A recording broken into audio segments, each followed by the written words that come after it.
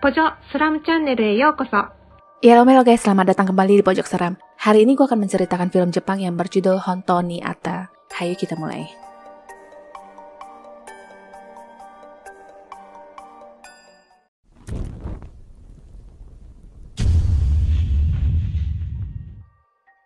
Film ini berdasarkan kisah pengalaman orang yang bertemu dengan hantu dan terdapat 4 cerita yang berbeda. Cerita pertama tentang para anggota komite festival budaya yang terdiri dari beberapa murid ini. Karena festival akan diselenggarakan, mereka tetap di sekolahan guna mempersiapkan semua keperluan acara walaupun jam sekolah telah berakhir. Di setiap sekolahan sudah pasti melekat dengan cerita-cerita hantu dan di sini terkenal dengan 7 misteri. Dari anatomi manusia yang bisa berpindah tempat sendiri, suara piano yang terdengar, kran air yang terbuka sendiri, lukisan pria yang bisa nyengir kuda, keanehan tangga yang tidak berujung sampai dengan ujung koridor yang bisa menyeret orang. Hari sudah semakin senja dan sebelum pulang, ketiga gadis ini memutuskan untuk melakukan permainan pemanggilan arwah yang disebut kokurisan. Koin yang dimainkan akhirnya bergerak sendiri seakan menjawab pertanyaan mereka. Seorang remaja lain bernama Moriyama tiba-tiba datang yang membuat mereka kaget. Dia lalu merobek kertas permainan sambil mengatakan semua ini hanya permainan alam bawah sadar yang sebenarnya digerakkan oleh mereka sendiri. Sebelum pergi, dia berpesan jangan melakukan hal-hal seperti ini karena iseng, karena kadang roh jahat juga akan berkumpul. Setelah itu ketiga sekawan ini pun berencana pulang. Satu hal yang entah kebetulan atau tidak, tiba-tiba ada anatomi manusia yang tidak pada tempatnya. Di tengah-tengah koridor, mereka juga mendengar suara piano yang ternyata tidak ada siapapun di ruangan musik. Hari itu berlalu begitu saja dan mereka tidak begitu memikirkan hal-hal aneh yang terjadi karena kesibukan yang menyita waktu. Besoknya kejadian aneh lainnya pun berlanjut di mana mereka mendapati air kran yang terbuka sendiri. 3 kejadian aneh itu sedikit mulai membuat mereka takut ditambah sekarang, lukisan pria tua yang digantung di dinding itu bisa tersenyum. Setelah nyengir, sekarang kalau dilihat-lihat lagi, lukisan itu berpose seolah-olah dari tadi hanya mingkem. Jadi maksudnya mata lu aja yang kelilipan.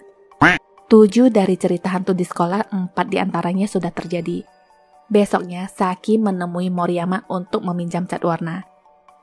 Sebelum Saki pergi, Moriyama menceritakan tentang tembok di ujung lantai 3, di mana dulunya pernah ada kejadian siswi yang diseret masuk ke dalam cermin. Karena itulah cermin itu pun dicampakkan dan maksud Moriyama adalah mengingatkan Saki untuk tidak mendekati tembok itu apalagi di malam hari. Singkat cerita, setelah Saki memakai cat warna yang dipinjamnya, dia pun berencana mengembalikan barang tersebut ke ruangan seni. Tidak terjadi sesuatu yang aneh di sini, tapi malah di tangga. Saki menuruni anak tangga yang seperti tidak ada ujungnya dan hanya berputar-putar di sekitaran sana. Karena itu Saki pun berpikir untuk turun lewat tangga ujung koridor lantai 3 yang dimaksud Noriyama. Belum juga sampai di sana ada sesuatu yang gelap mendekati dan Saki pun seakan-akan akan disedot ke dalam. Sebelum benar-benar tersedot, dia masih mencoba untuk bertahan dan beruntung si pangeran akhirnya datang juga. Singkat cerita, mereka pun lolos. Sejak itu tidak ada lagi yang berani berkegiatan sampai malam. Cerita berikutnya, gedung pusat panggilan. Seorang gadis bernama Minegi yang baru saja bergabung ditegur atasannya karena banyak pembatalan produk oleh customer daripada yang membeli di line phone yang dia tangani. Malamnya saat dia di pantry sendirian, dia merasa mendengar suara kereta yang didorong dan sekilas melihat ada sesosok wanita dengan baju putih berambut panjang yang berjalan lewat. Setelah benar-benar dipastikan sosok itu sudah menghilang. Setelah itu Minegi disuruh mengambil contoh produk di gudang bawah tanah yang akan ditemani oleh rekan kerjanya yang bernama Ito. Tertangkap ekspresi Ito yang seperti takut akan sesuatu yang entah apa. Sesampainya di sana mereka berpencar untuk mencari barang yang dimaksud dan lagi-lagi Minegi melihat sosok wanita pendorong troli yang lewat begitu saja. Awalnya dia berpikir itu Ito, tapi ternyata Ito ada di rak belakang. Minegi mengatakan dia melihat seseorang yang barusan lewat dan kalimat itu membuat Ito merinding yang langsung mengeluarkan jimat pelindung. Hari itu berlalu begitu saja dan beberapa hari berikutnya, Minegi masih diharuskan menyelesaikan pekerjaan sendirian di mana yang lainnya sudah pada bubar. Harusnya itu sudah di luar jam kerja, tapi ada seorang customer yang menghubunginya. Minegi tetap melayani dengan senang hati tapi anehnya tidak ada yang berbicara. Yang terdengar malah suara troli yang didorong dan Minegi menyadari perempuan itu sudah ada di belakangnya tapi menghilang di saat dia menoleh. Besoknya, Minegi menanyakan wanita halu yang suka mendorong troli kepada Ito. Ito sendiri juga mengaku pernah melihat sosok itu beberapa kali selama dia bekerja di sana, tapi tidak ada yang percaya kepadanya. Dari curhat-curhatan itulah mereka menjadi dekat. Suatu hari, perempuan itu lagi-lagi muncul di belakang Minegi saat dia sedang sibuk memungut kertas-kertas yang berjatuhan. Ito yang melihat sosok itu langsung menarik Minegi agar segera pergi dari sana. Baru saja Ito ingin menceritakan asal-usul hantu perempuan itu, bosnya tiba-tiba muncul dan berkata gosip mulu, bubar. Kerjaan numpuk woi.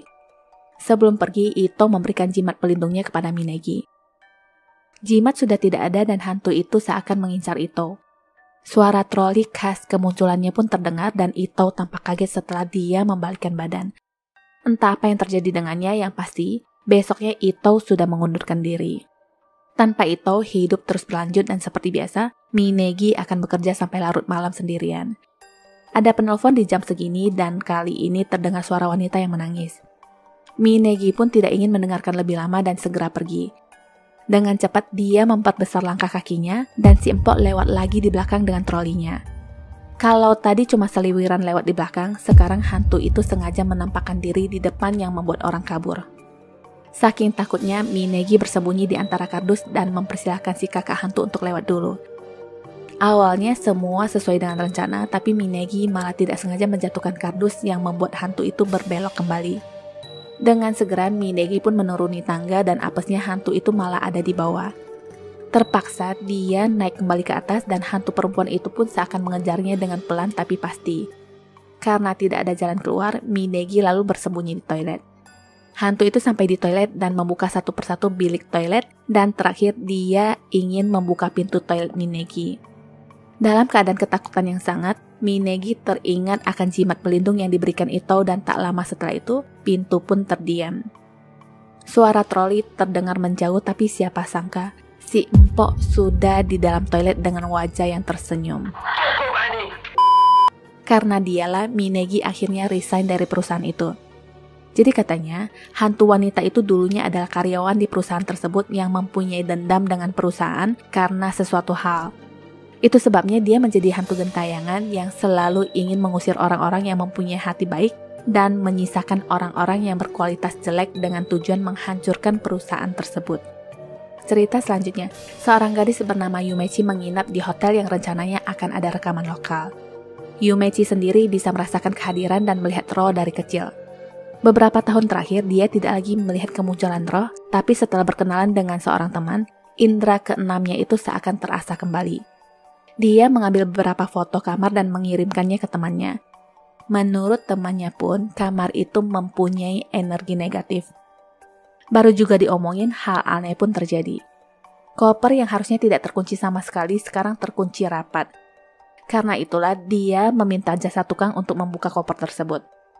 Sewaktu Yumechi sedang mandi, dia mendengar suara musik yang sangat kencang yang dia pikir mungkin tamu sebelah kamar, tapi nggak taunya TV di kamarnya itu yang hidup sendiri. Reaksi Yumechi hanya mematikan TV dan setelah itu dia lanjut mengeringkan rambut. Disinilah dia melihat babang ganteng yang melayang lewat. Walaupun sedikit kaget, tapi Yumechi masih tidak begitu menghiraukan karena aura dari si babang yang katanya tidak begitu buruk. Di hari berikutnya, ada balon terbang yang kali ini bukan hantu melainkan temannya yang mencoba memperagakan kemunculan hantu semalam. Dari yang memperagakan berlanjut ke cerita hantu berdasarkan pengalaman. Tiba-tiba lampu berkedip yang membuat mereka histeris. Ada lagi di mana Yumechi merasakan ada yang menarik tangannya. Tak ada yang terjadi setelah itu dan malamnya di saat Yumechi ingin tidur, telinganya terasa berdengung yang membuatnya tidak bisa tidur. Karena itu jadinya main ponsel dan telinganya semakin terasa tidak nyaman.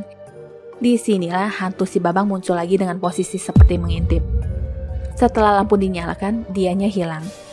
Yumechi beranggapan itu hanyalah halusinasi semata dan berpura-pura tidak pernah melihat sosok tersebut. Di hari berikutnya, lagi-lagi si babang muncul tapi hilang setelah lampu dinyalakan. Dia kemudian muncul lagi di saat lampu kamar dimatikan dan sekarang posisinya lebih dekat dari sebelumnya. Akhirnya Yumechi memutuskan untuk tidur dengan lampu yang menyala. Tibalah hari terakhir dia tinggal di kamar itu Dan malamnya, lagi-lagi Yumechi mendapatkan penglihatan yang sama. Awalnya, hantu itu malu-malu yang nyempil di antara tembok. Lama-lama, urat malunya pun putus semua yang semakin kesini semakin mendekat sesuai dengan lampu yang dihidup matikan. Hitungan lampu yang dimatikan terakhir itu, hantu tersebut menghilang dan hal ini sungguh melegakan. Waktunya tidur nyenyak dan ternyata Yumechi benar-benar dipermainkan dengan kemunculan hantu itu yang dekat sekali dengannya. Jadi ternyata sosok hantu pria itu adalah teman semasa SMP-nya dulu yang tidak ingin dilupakan. Tidak ada niat jahat yang dia inginkan, hanyalah selalu diingat dan dikenang oleh teman-temannya. Cerita terakhir datang dari seorang pria yang bernama Kentaro, di mana sebenarnya cerita menyeramkan ini sangat ingin dia lupakan. Beberapa tahun yang lalu, dia dimutasi dan pindah ke sebuah apartemen. Hari pertama di sana, jam meja terjatuh dengan sendirinya, tapi Kentaro belum menyadari ada yang janggal. Di hari berikutnya, dia menghampiri sebuah toko sewaktu berjalan pulang kantor. Karena gelagat ibu penjual yang aneh, dia pun memutuskan untuk segera pulang tanpa membeli apapun di sana. Sesampainya di apartemen, kulkas dalam keadaan terbuka, dan minuman yang dibuatkan oleh adik perempuannya kemarin sudah tinggal setengah botol. Hari ketiga di sana, jam meja lagi-lagi terjatuh dengan sendirinya. Setelah ditaruh kembali, dia jatuh lagi. Kentaro mengambilnya lagi dan sekarang, tiba-tiba ada muka lempeng yang tertanam di dinding lalu menghilang begitu saja. Hari keempat, Kentaro merasa ketindihan saat tidur. Setelah membuka mata, ternyata ada suhu berkimono hitam yang duduk di atasnya. Walaupun begitu, dia tetap terbangun keesokan harinya, tapi jika yang semalam itu hanyalah mimpi, rasanya seperti sangat nyata. Hari kelima di saat dia sedang Zoom online, terdengar suara pintu yang terbuka tapi tidak ada siapa-siapa. Hari keenam masih Zoom online. Kali ini temannya bertanya anak-anak yang di kamarnya itu apakah anaknya, yang padahal tidak ada siapa-siapa. Hari ketujuh, sepulangnya Kentaro dari kantor, dia melihat ke toko yang sama dulu. Si ibu pemilik toko keluar dan menepuk pundaknya 3 kali sambil berkata, begini saja sudah ada perbedaan. Hari ke-8, teman-teman kantornya masih menanyakan tentang anak-anak yang berlarian di belakang Kentaro. Anak tuyul mana coba, kawin aja belum? Malamnya dia menceritakan keanehan yang terjadi kepada adik perempuannya dan adiknya mengirimkan metode-metode untuk pengusiran roh halus lewat ponsel. Hari ke-9 lebih sadis lagi. Pintu terbanting dan sekarang ada perempuan berbaju merah yang lari dari arah pintu lalu menghilang. Karena itulah dia pun membuka pesan adiknya dan melakukan apa yang tertulis di sana. Dia meletakkan garam di sudut pintu dan semprot-semprot air garam ke seluruh ruangan, juga menyalakan dupa. Hari ke-10 garam dikeroyok jamur dan malamnya pintu terbanting. Lagi-lagi hantu perempuan itu berlari masuk yang diulang sampai 3 kali. Karena itu besoknya di hari ke-11, dia memutuskan untuk kembali ke toko yang menjual perlengkapan pengusiran setan. Kedatangannya pun sudah diperkirakan oleh pemilik toko. Si ibu menanyakan apakah tangannya terasa berat akhir-akhir ini, yang langsung dibenarkan oleh Kentaro. Menurut si ibu ada 2 ekor tuyul yang gelayutan di tangannya. Setelah itu si ibu pun meminta untuk berkunjung ke apartemen. Sesampainya di sana, si ibu menebak dengan benar keanehan-keanehan yang terjadi yang katanya minumannya itu telah diminum oleh para tuyul. Setelah itu dia melemparkan biji-bijian dan melakukan ritual pengusiran. Setelah selesai, tetap si ibu meminta bayaran dengan berkata, perlu dibikinkan kwitansi? Udahlah mahal, nggak taunya hanya menahan sementara. Sebelum pergi, ibu itu mengingatkan sebaiknya segera pindah karena jika tidak nyawa pun bisa melayang. Kentaro mendengarkan pesan si ibu dan mulai sedikit demi sedikit mengemas barang-barangnya walaupun belum tahu kapan tepatnya dia akan pindah. Hari ke-12, muka lempeng itu muncul lagi di dinding. Tidak hanya dia, Suhu pun sudah duduk di sana. Ada lagi 2 anak kecil yang mungkin mereka ini nih pelakunya yang katanya suka gelayutan di lengan. Terdengar pintu terbuka dan hantu wanita yang berlari pun hadir. Berlarian ngulang berkali-kali, lama-lama dia pun lelah dan akhirnya memilih jalan pelan-pelan. Satu ruangan berisikan hantu dari dedengkot sampai ke para bocah, semuanya komplit. Yang paling menakutkan itu wanita berbaju merah ini yang terus berjalan mendekati Kentaro. Karena kejadian terakhir itu, Kentaro langsung minggat dari apartemen tersebut. Jadi penjelasannya, sebelum bangunan itu dibangun, ada hantu yang terikat di lokasi tersebut. Hantu-hantu di sana adalah satu keluarga di mana si muka lempeng adalah anak dari si nenek yang mati duluan. Setelah itu nenek pun menyusul dan mengira Kentaro adalah anaknya, maka dari itu dia duduk di atas yang seakan mendoakannya. Soal jam dinding yang jatuh itu menunjukkan waktu yang telah hilang. Kalau soal wanita berbaju merah dan 2 kuciril itu tidak dijelaskan lebih lanjut. Tamat. ご視聴ありがとうございます。よろしければチャンネルの登録といいね、共有ボタンのクリックをお願いします。最後に更新の通知ボタンもお忘れなくお願いします。Sampai jumpa.